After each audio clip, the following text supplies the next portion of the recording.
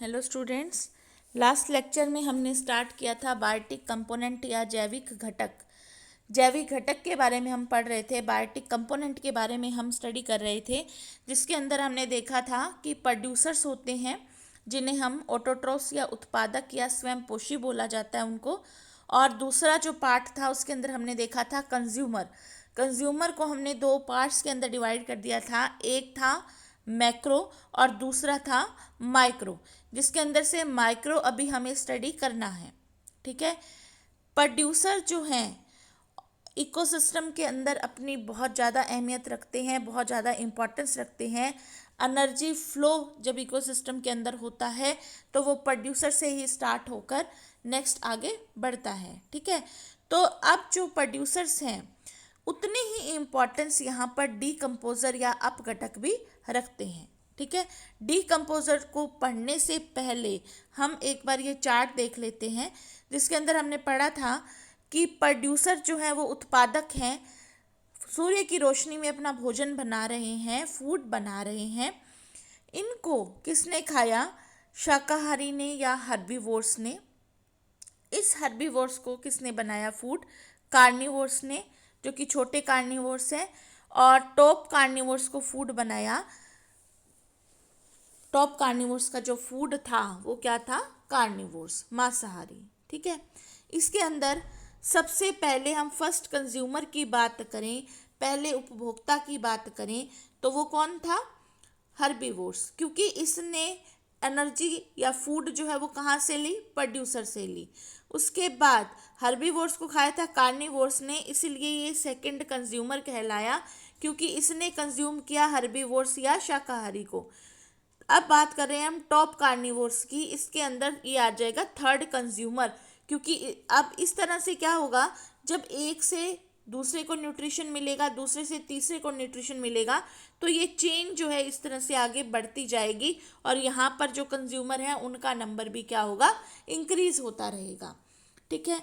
अब बात करते हैं हम कि ये जो टॉपिक लेवल है इनको हम बाद में देखेंगे, पहले हम डीकम्पोजर के बारे में डिस्कस करेंगे कि डीकम्पोजर जो है वो क्या थे। माइक्रो कंज्यूमर, लघु उपभोक्ता हम इनको माना जाता है। लघु, नाम तो इनका लघु है, लेकिन इनका जो काम है वो बहुत बड़ा काम है। डीकम्पोजर ये ऐसे माइक्रो ऑर्गेनिज्म हैं जो कि डेड और डिकेइंग मैटर जो होते हैं, यानी जो मृत पड़े होते हैं जीवी, उनको अपना क्या बनाते हैं? फूड बनाते हैं। ये माइक्रो ऑर्गेनिज्म जो है ये उनके ऊपर रहते हैं। उनको उनका जो कॉम्प्लेक्स है, कंपाउंड कॉम्प्लेक्स जो कॉम्प्लेक्स है ना, जो बहुत ज़्यादा हम कह सकते हैं कि ये कॉम्प्लेक्स को सिंपल फॉर्म के अंदर कन्वर्ट करते हैं। ठीक है। तो इनको हम क्या करते हैं? डीकम्पोजर्स। मेनली डीकम्पोजर्स कौन होते हैं? बैक्टीरिया। ठीक है। जीवाणु हम कह सकते हैं, मोल्ड्स हम कह सकते हैं। इनके अंदर वायरस नहीं आएंगे, ये आप ध्यान रखेंगे हमेशा। इस चीज़ को नोट कर लीजिए। ये यूपीएससी के अंदर एक बार क्वेश्चन पूछा गया था कि वायरस क्या डीकम्पोजर्स हैं? वायरस डीकम्पोजर्स नहीं है, क्योंकि वो कभी भी जो डेथ और डिकेइंग मैटर होता है उसके ऊपर नहीं रहते। ठीक है। तो वहाँ पर ऑप्शन में बैक्टीरिया आया हुआ था, तो उसका आंसर यहाँ पर क्या आना था? बैक्टीरिया आना था। तो डीकम्पोजर्स क्या हैं? डीकम्पोजर्स वो हैं जो सड़े गड़े या मर्त पादपों पर अपना जीवन व्यतीत करते हैं, या हम कह सकते हैं जो डेथ एंड डिकेइंग मैटर है उसके ऊपर अपना रहकर अपना जो फूड है वो लेते हैं, साथ ही उस फूड को कॉम्प्लेक्स से सिंपल के अंदर चेंज करते हैं।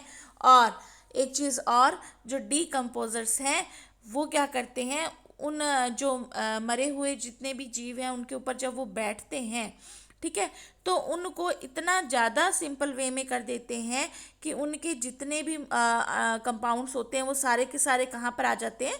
मिट्टी के अंदर आ जाते हैं। ठीक है। और जब मिट्टी के अंदर जब वो मिक्स हो जाते हैं तो इसी तरह से जो प्रोड्यूसर्स हैं उस मिट्टी का यूज़ करते हैं, यानी रूट के थ्रू, जड़ के थ्रू, और वो जो मिट्टी के अंदर जो न्यूट्रिशन है वो उस पौधे के अंदर वापस से पहुंच जाते हैं। आप ये सोचिए कि अगर डिकम्पोजर्स नहीं होते, सूक्ष्म जीवी नहीं होते तो क्या होता, है ना। क्योंकि देखिए जीवन अंत होता है सबका, ठीक है। मान लीजिए बच्चे किसी चीज़ के नीचे आकर कोई पक्षी मर गया है, कोई एनिमल मर गया है और उसको किसी ने संभाला नहीं है, वो वैसे ही पड़ा है। तो अगर इस तरह से अगर डिकम्पोजर्स नहीं होंगे और अगर उन्होंने उनको अपना फूड नहीं बनाया होगा तो आप सोचिए पूरे एनवायरनमेंट का क्या हाल होगा, ठीक है। इसीलिए जो डिकम्पोज़र हैं वो अपने आप में इम्पॉर्टेंस रखते हैं, ठीक है। उन मृत जीवों के ऊपर बैठकर उनका कुछ अंश अपनी एनर्जी के लिए यूज़ करते हैं और कुछ को इतना सिंपल फॉर्म के अंदर कन्वर्ट कर देते हैं को वो मिट्टी के अंदर मिक्स होकर एक तरह का न्यूट्रिशन बनाते हैं। और वो न्यूट्रिशन कहाँ तक पहुँचता है, प्लांट्स तक, थ्रू सॉइल, यानी मिट्टी के थ्रू वो न्यूट्रिशन कहाँ पहुँचेगा, प्रोड्यूसर के पास पहुँचेगा, ठीक है। तो जो डिकम्पोजर्स हैं वो भी अपने आप में क्या है, बहुत ज़्यादा इम्पोर्टेंस रखते हैं। एक चीज़ मैं आपको और बताऊंगी। अब आप कहोगे कि मरे हुए जो एनिमल्स हैं उनको तो अपना फूड कुछ एनिमल्स बना लेते हैं, आपकी बात सही है। वो जो मृत जीवों को खाएंगे उनको हम क्या बोलते हैं, सिक्वेंजर्स बोलते हैं, ठीक है।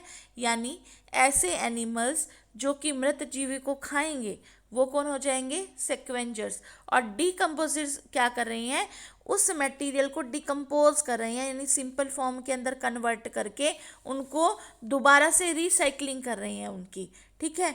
और जो सिक्वेंजर्स की बात कर रही हूँ, जैसे चील का नाम ले लें हम, कॉकरोच का नाम हम ले लें, चींटियों का नाम हम ले लें, एंड्स का नाम हम ले लें, तो ये सारे क्या हो जाएंगे, एक तरह के सिक्वेंजर्स हो जाएंगे। सिक्वेंजर्स किसको कहते हैं हम, जो कि कूड़ा करकट जो है उसको साफ कर सके, ठीक है। तो इन सब का बहुत इम्पॉर्टेंट रोल है इकोसिस्टम में। अगर ये प्रेजेंट नहीं होंगे तो आप सोच सकते हैं कि हमारे इकोसिस्टम का क्या हाल होगा, ठीक है। तो ये था, हाँ जी, ये थे डिकम्पोजर्स। तो अब नेक्स्ट जो हम पढ़ेंगे वो है ट्रॉपिक लेवल। देखिए बच्चे, लिंडमैन का नाम हमने पढ़ा था स्टार्टिंग में। लिंडमैन ने क्या किया था, जो ये बायोटिक कंपोनेंट्स थे, जैविक घटक थे, इनको इन्होंने नाम क्या दिया, ट्रॉपिक स्ट्रक्चर दिया। ट्रॉपिक स्ट्रक्चर का नाम इसलिए दिया कि सारे के सारे ऑर्गेनिज्म जो हैं वो किसके ऊपर डिपेंड कर रहे हैं, फूड के ऊपर डिपेंड कर रहे हैं। उस फूड से जो एनर्जी का ट्रांसफ़र है वो एक लेवल से दूसरे लेवल तक हो रहा है ना। तो एनर्जी का ट्रांसफ़र हो रहा है किसके माध्यम से, फूड के माध्यम से।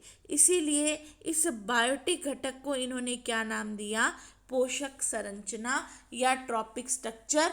पूरी ट्रॉपिक स्ट्रक्चर जो है ये अलग अलग ट्रॉपिक लेवल से मिलकर क्या बनती है, फॉर्म होती है, ठीक है। अब यहाँ पर देखेंगे प्रोड्यूसर ने सन से एनर्जी ली है, ठीक है। एक सन है जिससे इन्होंने सोलर एनर्जी ली है और उसको केमिकल एनर्जी के अंदर कन्वर्ट कर कर यहाँ पर यूज़ किया है। तो सबसे पहले खूब सारी एनर्जी किसके पास आई है, प्रोड्यूसर के पास आई है।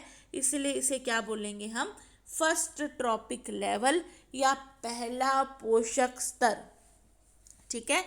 अब प्रोड्यूसर से हर्बीवोर्स में एनर्जी जाएगी तो इसको हम क्या बोलेंगे, सेकेंड ट्रॉपिक लेवल। इसी तरह से कार्निवर्स और टॉप कार्निवर्स को हम बोलेंगे third trophic level and fourth trophic level. इस तरह से पोषक का स्तर जो है वो नीचे से ऊपर की तरफ जा रहा है, यहाँ से ऊपर की तरफ ये बढ़ रहा है, ठीक है। तो एक से दूसरे के अंदर, दूसरे से तीसरे के अंदर जो एनर्जी है उसका क्या हो रहा है, ट्रांसफ़र हो रहा है। और इन सारे लेवल को लिंडमैन ने क्या नाम दिया था, ट्रॉपिक लेवल। तो ये क्वेश्चन भी आता है कि ट्रॉपिक जो स्ट्रक्चर नाम है, ये जो ट्रॉपिक लेवल जो है वो किसने कहे थे, लिंडमैन ने कहे थे, ठीक है बच्चे। यहाँ तक आपको क्लियर हो गया होगा। अब जो हम नेक्स्ट देखेंगे बेटा, वो नेक्स्ट है, इसके अंदर यहाँ देखिए डायग्राम आप सबसे पहले देखिए, हम प्रोड्यूसर से शुरू करते हैं। प्रोड्यूसर के अंदर हम मान लेते हैं एक ग्रेजिंग फूड चेन हम कह सकते हैं इसको, या हम सिंपल वे में कुछ समझने की कोशिश करते हैं कि घास है, ठीक है। घास अपने आप में प्रोड्यूसर है क्योंकि वो सन से अपना भोजन बना रही है। उस घास को घास से जो न्यूट्रिशन है वो कौन ले रहा है? टिड्डा। यानी टिड्डा क्या खा रहा है? घास खा रहा है। ठीक है। ग्रास होपर जो है, मेंढक या फ्रॉग ने टिड्डे को खाया, सांप या स्नेक ने मेंढक को खाया, मोर या पिकॉक ने स्नेक को खाया, और जो वल्चर है इसने किसको खाया? मोर को खाया। तो अभी हमने जितना पढ़ा उसके अकॉर्डिंग फर्स्ट जो कंज्यूमर होगा वो कौन होगा? टिड्डा यानी grass hopper. Second frog. Third consumer कौन होगा? स्नेक। फोर्थ कौन होगा? पीकॉक। और फिफ्थ कौन होगा? वल्चर। ठीक है। अब हम ट्रॉपिक लेवल को पकड़ें तो पहला ट्रॉपिक लेवल कौन सा होगा? घास यानी ग्रास। ठीक है। तो फर्स्ट ट्रॉपिक लेवल कौन हो गया? घास। सेकंड होगा grass hopper, third frog, fourth snake, fifth peacock और सिक्स्थ कौन होगा? वल्चर होगा। यहाँ पर आप देख रहे हैं डीकम्पोजर यहाँ पर अलग से लिखा गया है। आप देखिए बेटा, इसके अंदर एक चीज़ और समझने की कोशिश करिए कि जो ग्रास होपर है, ठीक है, वो अपना अपशिष्ट पदार्थ सोइल के अंदर गिरेगा। ठीक है। फ्रॉग जो है वो भी अपना अपशिष्ट पदार्थ निकालेगा, स्नेक भी निकालेंगे, पीकॉक भी निकालेंगे। ठीक है। जो फीकल मैटर है, ये फीकल मैटर के ऊपर भी कौन बैठेगा? डिकम्पोजर बैठेगा, क्योंकि इन्होंने घास से पोषण लिया, इन्होंने इससे पोषण लिया। तो कई बार इस विष्ठा के अंदर या जो ये फीकल मैटर होता है इसके अंदर भी न्यूट्रिशन प्रेजेंट होता है, जो कि उपयोगी होता है किसके लिए? प्रोड्यूसर्स के लिए, प्लांट या घास के लिए। हम खाद का यूज़ करते हैं पौधों के लिए, है ना। तो वो खाद किससे बनती है? मड से, गोबर से भी बनती है, गाय के गोबर से भी खाद बनाई जाती है। तो वो क्या दे रहा है? एक तरह का न्यूट्रिशन दे रहा है। ठीक है। तो इस तरह से ये पूरी की पूरी साइकिल जो है वो इकोसिस्टम के अंदर चल रही है। ठीक है। तो यहाँ पर डीकम्पोजर्स का मीन्स हुआ अगर ये एनिमल्स की डेथ हो जाती है तो भी डीकम्पोजर उसके ऊपर बैठेंगे। इनकी जो विष्ठा है ये क्या होगी? छोटे छोटे टुकड़ों में इनको भी तोड़ देंगे और ये किसके साथ मिक्स हो जाएगी? सॉइल के साथ। और सॉइल से कहाँ पहुँच जाएगी? प्रोड्यूसर के साथ। तो आप देख रहे हैं कि सारी की सारी जो चीज़ें हैं इकोसिस्टम में वो एक दूसरे की हेल्प कर रही है। ठीक है। अगर एक भी चीज़ की कमी हो जाती है तो इकोसिस्टम जो है वो कंप्लीट नहीं होता। ठीक है। तो ये सारी की सारी बातें जिसके अंदर हमने क्या पढ़ लिया बच्चे? प्रोड्यूसर पढ़ लिया है, कंज्यूमर को समझ लिया है। ठीक है। और इसके बाद हमने बात कर ली है ट्रॉपिक लेवल्स की। तो ये जो ट्रॉपिक लेवल है इसके भी ऊपर क्वेश्चन आते हैं आपको, तो अगर इसके अंदर आपको कोई डाउट है तो आप मुझे मैसेज करिए। अब जो नेक्स्ट है हम पढ़ेंगे फूड चेन, खाद्य श्रृंखला या फूड वेब के बारे में हम स्टडी करेंगे। इन दोनों को हम साथ साथ चलाएंगे। ठीक है। फूड वेब को भी और फूड चेन को भी। चलिए हम समझने की कोशिश करते हैं इसको। हाँ जी बच्चे, अब देखिए फूड चेन और फूड वेब की बात हम यहाँ पर कर रहे हैं। ठीक है। तो ये दोनों ही अब एक दूसरे के साथ रिलेट हैं। अब एक चीज़ को समझने की कोशिश करिए कि हमने पढ़ा था घास को खाया टिड्डे ने यानी ग्रास होपर ने, ग्रास होपर को फ्रॉग ने अपना फूड बनाया। इस तरह से करते हुए हम लास्ट में गिद्ध पे पहुंचते हैं, वल्चर पे पहुंचते हैं। ठीक है। तो ये क्या बन रही है? एक चेन बन रही है कि यहाँ से घास से एनर्जी जो है वो टिड्डे या ग्रास होपर तक ट्रांसफ़र हो रही है, टिड्डे से मेंढक तक ट्रांसफ़र हो रही है। तो ये एक चेन की फॉर्म में चल रही है। तो इसे हम क्या बोलते हैं? फूड चेन या खाद्य श्रृंखला बोलेंगे इसको। ठीक है। लेकिन ये फूड चेन है वो हमने खुद ने सोची है कि घास को ये खा रहा है, इसको ये खा रहा है। ठीक है। लेकिन ये फैक्ट नहीं है। ठीक है। ये हमने सिर्फ एक इमेजिन किया है कि इस घास को इस टिड्डे ने खाया है। क्यों? घास को तो कोई और भी खा सकता है। ठीक है। मान लीजिए इस घास को अपना फूड जो है वो किसी गोट ने या बकरी ने बना लिया। ठीक है। अगर इस घास को गोट ने खा लिया, ठीक है, इसी घास को अगर हिरण खा ले, डियर खा ले, ठीक है। अब इस गोट को खाने वाला कोई टाइगर हो, कोई बाघ हो, और इस हिरण को कोई लायन खा ले, ठीक है, तो आप देख सकते हैं कि एक ही चीज को खाने वाले मल्टीपल एनिमल्स हैं, ठीक है, बहुत सारे जने हैं एक ही चीज को खाने के लिए। तो इस तरह से जब एक चीज को जब बहुत ज्यादा जने उसके ऊपर डिपेंड हो जाते हैं, खा जाते हैं उसको, तो वो क्या बना लेता है, एक तरह का जाल बना लेता है, जिसे हम क्या कहते हैं, फूड वेब या खाद्य जाल। अब आप देख सकते हैं कि मान लीजिए यहाँ पर हिरण ना आए, ठीक है, तो क्या ये रुक जाएगी चेन, ये जो वेब है, ये जो फूड वेब है या एनर्जी का ट्रांसफर है, वो रुक जाएगा? नहीं रुकेगा। अगर हिरण नहीं खाएगा तो इस घास को कौन खा लेगा? गोट खा लेगा या ग्रास होपर खा लेगा, ठीक है। लेकिन हम बात करें अगर फूड चेन की, तो फूड चेन की बात की तो हमने तो कह दिया इस घास को सिर्फ टिड्डा खाएगा, और मान लीजिए यहाँ पर ये ग्रास होपर नहीं आया तो इस घास को कौन खाएगा? तो हमने ये इमेजिन किया है कि अगर ग्रास होपर नहीं आएगा तो इस घास को खाने वाला कोई नहीं होगा, ठीक है, तो क्या होगा, एनर्जी का ट्रांसफर रुक जाएगा, ठीक है। तो जो फूड चेन होती है वो हमारी इमेजिनेशन के ऊपर डिपेंड रहती है, जबकि फूड वेब जो है वो व्यवहारिक है, जो कि रियल है, ठीक है, कि एक ही चीज के ऊपर बहुत सारे जने जो हैं वो क्या करते हैं, डिपेंड रहते हैं, यानी एक ही चीज़ को खाने वाले जो हैं वो बहुत सारे जने हैं। आप यहाँ पर देख सकते हैं फूड वेब के अंदर कि एक प्लांट को खाने वाले अलग एनिमल्स हैं, और इस एनिमल को खाने वाले भी कौन है, बहुत सारे एनिमल्स हैं। इस तरह से जब एक जाल का निर्माण हो जाता है तो उसे हम क्या कहते हैं, फूड वेब कहते हैं।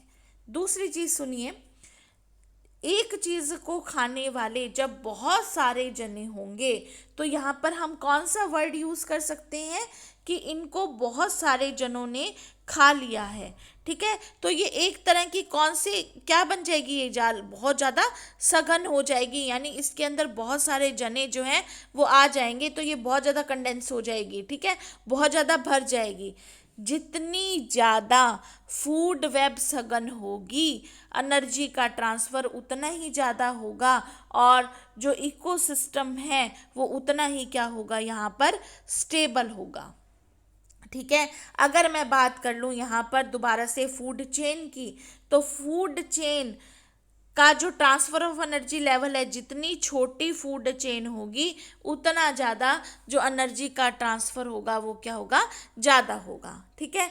फूड वेब जितनी ज़्यादा बड़ी होगी उतना ज़्यादा इकोसिस्टम स्टेबल होगा।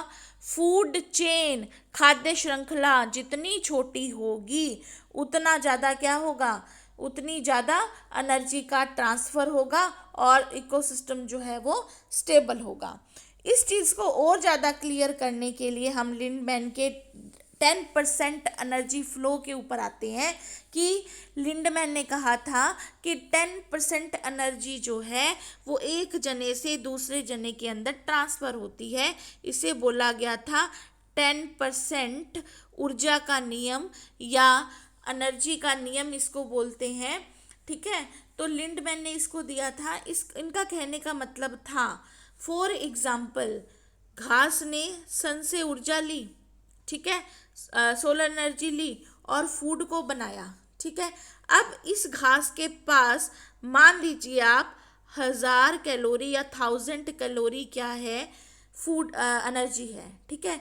अब इस घास को किसने खाया, टिड्डे ने खाया। 10% रूल क्या कहता है कि 10% एनर्जी का ट्रांसफर जो है वो दूसरी जगह पर होगा, दूसरे लेवल पर होगा, ट्रॉपिक लेवल पर होगा, ठीक है। तो घास के पास 1000 कैलोरी थी, ठीक है, 10% का रूल लगाएं तो आगे जो टिड्डा जो ग्रास होपर है इसके पार कितनी एनर्जी पहुंचेगी, 100 कैलोरी मान लेते हैं, ठीक है। नेक्स्ट मेंढक तक मान लीजिए 10 कैलोरी पहुंच रही है। उसके बाद नेक्स्ट हम सांप की बात करें तो 1 कैलोरी पहुंच रही है। अगर हम मोर की बात करें तो 1.5। अगर हम यहाँ पर गिद्ध को भी जोड़ते हैं तो आप सोच सकते हैं कि कितनी एनर्जी उसके पास ट्रांसफ़र होगी।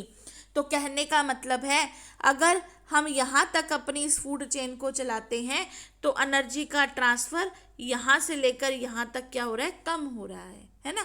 यानी सबसे ज़्यादा एनर्जी किसके पास पहुँची है, टिड्डे के पास पहुँची है, यानी ग्रास होपर के पास पहुँची है, यानी हर्बीवोर्स के पास, यानी शाकाहारी के पास पहुँची है। ठीक है, तो जितनी छोटी होगी फूड चेन, आप देखते हैं अगर फूड चेन मैं यहीं तक बनाती हूँ तो एनर्जी का लेवल है वो स्टेबल रहता है, बढ़िया रहता है कि एनर्जी कुछ ना कुछ आगे ट्रांसफ़र हो रही है। अगर मैं यहाँ पर गिद्ध को भी इंक्लूड कर लूँ तो आप मान के चलिए कितना पॉइंट तक यहाँ पर एनर्जी जो है वो ट्रांसफ़र होगी। तो खाद्य जो श्रृंखला है, फूड जो चेन है, जितनी ज़्यादा छोटी होगी उतनी ज़्यादा क्या होगी, स्टेबल होगी। ठीक है, और अगर जब हम फूड वेब की बात करते हैं तो ये जितना ज़्यादा सघन होगा उतना स्टेबल यहाँ पर इकोसिस्टम होगा, क्योंकि अगर एक भी चीज़ को खाया नहीं जाए या उसको ख़त्म नहीं किया जाए तो इकोसिस्टम जो है वो कंप्लीट नहीं हो पाएगा। या हम कह सकते हैं अगर एक दूसरे से न्यूट्रिशन ना मिले तो क्या होगा, वो इकोसिस्टम अधूरा रह जाएगा। हमने डिकम्पोजर के अंदर भी ये बात ली कि अगर मृत जीवियों को नहीं खाया जाएगा तो क्या होगा, इकोसिस्टम का हाल आप समझ सकते हैं, है ना। तो हर एक जने की फूड वेब के अंदर पढ़ें, फूड चेन के अंदर पढ़ें, इकोसिस्टम के अंदर पढ़ें, तो हर एक जने की क्या होती है, अपनी इम्पॉर्टेंस होती है। ठीक है, आज के लिए इतना ही। नेक्स्ट लेक्चर के अंदर इनसे रिलेटेड कुछ और पॉइंट्स हम पढ़ेंगे और साथ ही हम पढ़ेंगे नेक्स्ट पिरामिड्स की स्ट्रक्चर्स। ठीक है, तो वो भी बहुत इम्पॉर्टेंट है अपने आप के अंदर। तो अब हम नेक्स्ट लेक्चर का वेट करते हैं, उसके अंदर हम पिरामिड्स और इन्हीं को अगर हम आगे और थोड़ा सा पढ़ लेंगे, और अगर आपके कुछ डाउट्स होंगे तो वो भी आप मुझे भेज दीजिएगा, हम वहाँ पर उनको क्लियर कर लेंगे। थैंक यू बच्चे।